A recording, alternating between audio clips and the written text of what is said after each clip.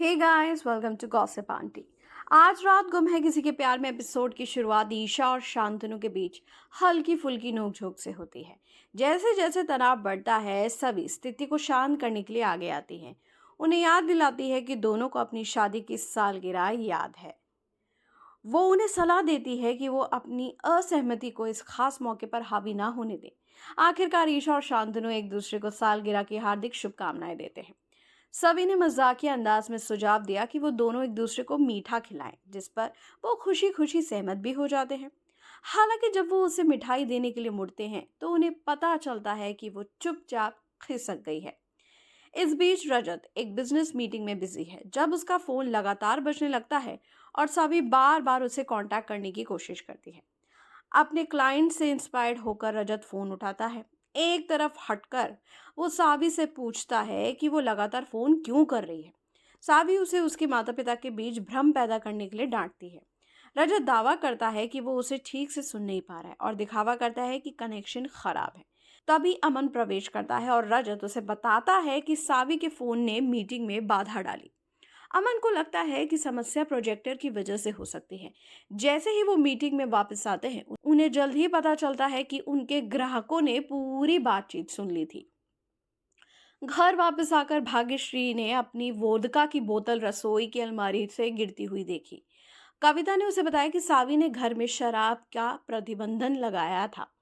परेशान होकर भाग्यश्री सावी के फैसले को खारिज कर देती है और कविता पर आंख मूंद कर उसका अनुसरण करने का आरोप लगाती है। वो वोदका को एक नियमित पानी की बोतल में डालती है और कविता से उसे अपने कमरे में रखने के लिए कहती है। हालांकि काम के बोझ के कारण कविता गलती से बोतल को डाइनिंग टेबल पर छोड़ देती है। बाद में सावी फोन पर बात कर रही है, सरप्राइज पार्टी के लिए केक लाने के बारे में एक्साइटेड होकर बात कर रही है। जैसे ही वो फ्रिज से केक निकालती है, रजत घर आ जाता है। वो अपने ग्राहकों के सामने अपनी शर्मिंदगी व्यक्त करते हुए मीटिंग के दौरान उसे बुलाने के बारे में उससे भिड़ जाता है। अचानक सावी खांसने लगती है। रजत ये मानते हुए कि उसे पानी की जरूरत है, गलती से उसे वोदका से भरी बोतल थमा देता है। अनजान सावी इसे पी जाती है। स्वाद में कुछ असामान्यता को नोटिस करती है, लेकिन रजत के साथ बहस करना जारी रखती है। जब वो पूछती है कि क्या वो उसके माता पिता की सालगिरह के जश्न में शामिल हो रहा है, तो रजत का फोन बजता है। स्थिति को गलत समझते हुए सावी मान लेती है कि वो शामिल नहीं होना चाहता और हताश होकर वहां से चली जाती है। सावी भोसले के घर पहुंचती है हाथ में केक लिए। वोडका के कारण उसका व्यवहार अजीब सा हो जाता है। रजत भी पार्टी में आता है। हरिनी सावी को लाइट बंद करने का निर्देश देती है क्योंकि ईशा और शांतनु आने वाले हैं।